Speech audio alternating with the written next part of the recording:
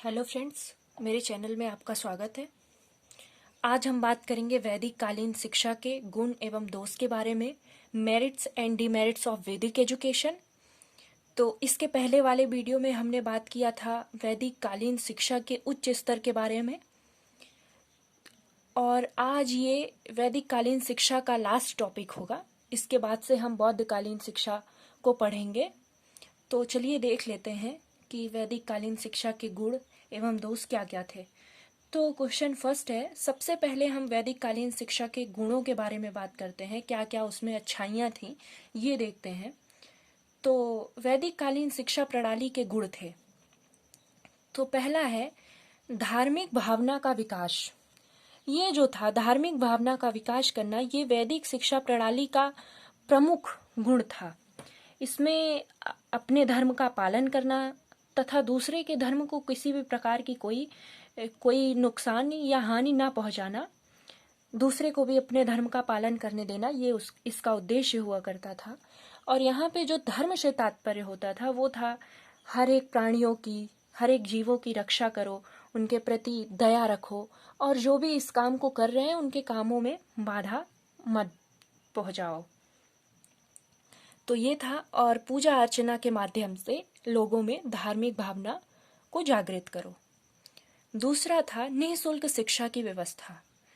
ये जो वैदिक काल की शिक्षा हुआ करती थी वो पूर्णतः निःशुल्क थी, कोई शुल्क नहीं लिया जाता था।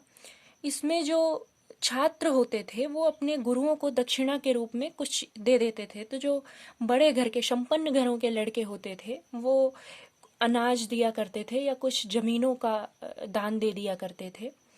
और जो गरीब घर से हुआ करते थे वो गुरु के खेतों में काम करते थे, उनकी गायें चराते थे, यही उनकी दक्षिणा हुआ करती थी। तीसरा है गुरु शिष्य के बीच मधुर संबंध, जो कि बहुत महत्वपूर्ण है। आज भी ये बहुत महत्वपूर्ण है किसी भी शिक्षा को अच्छे से चलाने के लिए। तो इसमें गुरु शिष्य के बीच मधुर संबंध होते थे। गुरु जो होते थे वो अपने शिष्यों को अपने बच्चों के समान प्यार करते थे, और जो शिष्य हुआ करते थे वो भी अपने गुरुओं को अपने पिता के समान आदर देते थे। अगला है शिक्षा की व्यापकता।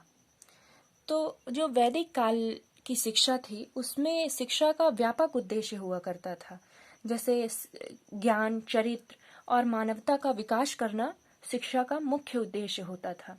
और ये जो शिक्षा हुआ करती थी वो संपूर्ण जीवन से संबंध रखने वाली शिक्षा होती थी। अब है शिक्षा की स्वायत्तता।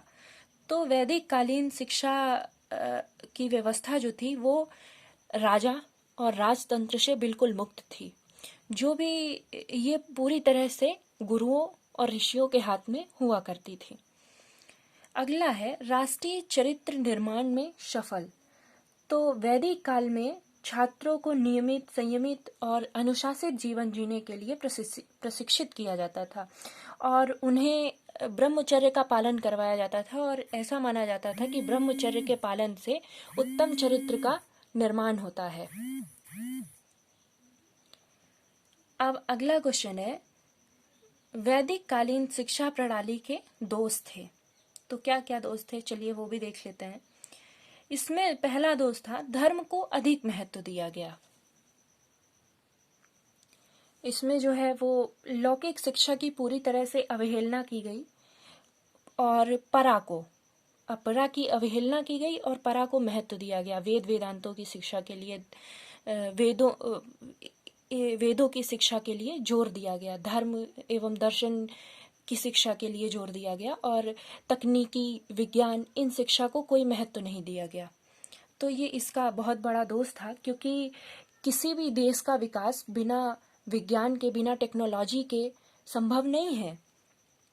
दूसरा है स्त्री शिक्षा की उपेक्षा की गई। तो यहाँ पर ये भी एक बहुत ही बड़ा दोष था वैदिक शिक्षा प्रणाली का। यहाँ पे जो शूद्र घर की स्त्रियाँ थीं और सामान्य परिवारों की जो स्त्रियाँ हुआ करती थीं, और मध्यम परिवारों की जो स्त्रियां थीं उनको पूरी तरह से शिक्षा से वंचित रखा गया।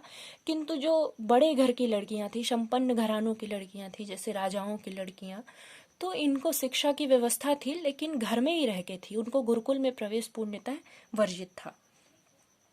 अब अगला है शूद्रों की शिक्षा की उपेक्षा की गई। तो यहाँ पे शूद्रों को शिक्षा से वंचित रखा गया, जो कि बहुत ही गलत था, क्योंकि इसके अगर इनको शिक्षा की उपेक्षा की जाएगी शूद्रों से, तो इससे भी देश का प्रभाव जो है, देश का विकास जो है वो प्रभावित होगा। और है अमनोवैज्ञानिक प्रणाली। इसमें जो है वो पूरा ज्ञान, जो भी ज्ञान दिया जाता था वो सब रटवाया जाता था, कंठस्थ करवाया जाता था, उसको कहीं लिखवाया नहीं जाता था। इसमें लिखने पे जोर नहीं दिया गया, याद करने पे, उसको रटने पे जोर दिया गया, क्योंकि यदि किसी चीज को हम लिख के नहीं रखेंगे तो वो ज्ञान नष्ट होने की संभावनाएं बहुत ज्यादा रहती हैं। इसलिए ये एक अमनोवैज्ञानिक तरीका था। अगला है राज्य के नियंत्रण का अभाव। इसमें वैदिक शिक्षा प्रणाली में जो है वो राजा का बिल्कुल अधिकार नहीं हुआ करता था, जिससे कि जो शिक्षा है वो जन सामान्य तक नहीं पहुंच पाती थी। ये पूर्णतः ऋषियों और गुरुओं के हाथ की कठपुतली बन गई थी शिक्षा उस समय की। अगला है क्षेत्रीय भाषाओं की उपेक्षा। इसमें क्षेत्रीय भाषाओं की पूर्णतः उपेक्षा की गई और केवल संस्कृत को ही महत्व दिया गया, बाकी किसी भाषा का कोई रोल नहीं। और जबकि यदि किसी भी बालक को उसकी मातृभाषा में शिक्षा दी जाए तो वो उसको ज़्यादा अच्छे से ग्रहण करेगा, उसको ज़्यादा अच्छे से समझ में आएगा। लेकिन यहाँ ऐसा नहीं था, केवल संस्कृत ही पढ़ाई जाती थी सबको। अगला क्वेश्चन है वैदिक काल में परिषद कहा जाता था। तो जो परिषद होता था वो विद्वानों की एक समिति होती थी। क्वेश्चन 4 है परिषद में सदस्यों की संख्या होती थी। तो परिषद में जो कुल सदस्यों की संख्या होती थी वो 10 सदस्य हुआ करते थे, जिसमें से एक सदस्य ब्रह्मचारी हुआ करता था, या जो सदस्य ब्रह्मचर्य आश्रम का पालन करता था वो था, और दूसरा जो सदस्य होता था, एक सदस्य गृहस्थ आश्रम का प्रतिनिधि हुआ करता था, एक सदस्य वानप्रस्थ आश्रम का प्रतिनिधि हुआ करता था, 4 सदस्य जो थे वो विभिन्न वेदों के ज्ञाता हुआ करते थे, और 3 सदस्य धर्मशास्त्र के ज्ञाता हुआ करते थे। इस तरह 10 सदस्यों की एक समिति होती थी जो कि विभिन्न गंभीर विषयों पर निर्णय लेती थी। क्वेश्चन नंबर 5 है वैदिक काल में प्रचलित शिक्षण विधियां थीं। तो जो शिक्षण विधियां प्रचलित थीं वो थी मनन, चिंतन, प्रवचन, व्याख्यान, वाद विवाद, शास्त्रार्थ। ये सारी शिक्षण विधियां वैदिक काल में प्रचलित थीं। अगला है वैदिक कालीन शिक्षा के प्रमुख अवकाश या अनध्याय दिवस थे। अवकाश को ही अनध्याय दिवस भी बोला जाता था। तो जो निम्न अवसरों पर ये अवकाश हुआ करते थे वो है अष्टमी को, चतुर्दशी को, प्रतिपदा को, अमावस्या को, पूर्णिमा को, महाभरणी को, सूर्य ग्रहण जब लगता था तब अवकाश हुआ करता था, चंद्र ग्रहण के समय, विशिष्ट व्यक्ति या किसी अंतेवासी की मृत्यु पर। जब कोई विशिष्ट व्यक्ति या किसी अंतेवासी, मतलब जो कि गुरुकुल में रहने वाले छात्र की अगर मृत्यु हो जाती थी तब अवकाश दिया जाता था। तो आज ये वैदिक कालीन शिक्षा खत्म होती है। कल से हम अपने नए टॉपिक पर चलेंगे जो कि है बौद्ध कालीन शिक्षा। तो इस पे जितने भी क्वेश्चन बन सकते थे, जितने भी इम्पोर्टेंट पॉइंट थे इसके, वो सब मैंने आपको बता दिए। कल से हम पढ़ते हैं बौद्ध कालीन शिक्षा। वीडियो आपको अच्छा लगा तो लाइक कर दें, और इसी तरह की जानकारी आगे भी पाने के लिए आप मेरे चैनल को सब्सक्राइब कर लें। Thank you very much.